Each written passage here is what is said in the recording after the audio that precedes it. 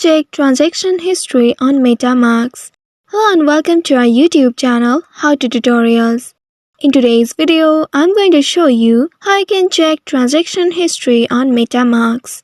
MetaMask is a popular cryptocurrency wallet and a gateway to blockchain applications. It allows its users to interact with the Ethereum blockchain as well as other blockchains directly from their browser or mobile device. So if you want to check the transaction history on MetaMask, you will need to first open your MetaMask application on your mobile device and log into your wallet. Also use your biometrics to access your account.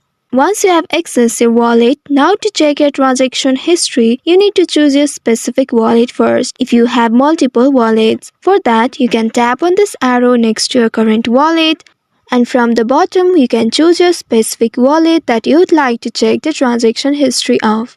After you have selected the specific wallet, now on this home page, you need to tap on this clock icon which is in the left of the swap option. Tap on this clock-like icon at the bottom and you will be taken to a new page. Here you will find all your transaction history from the beginning. Here I have not done any transaction before, so there is nothing in this section. But if you have made any transaction before, it will be listed here. You can simply scroll and select them to see the details.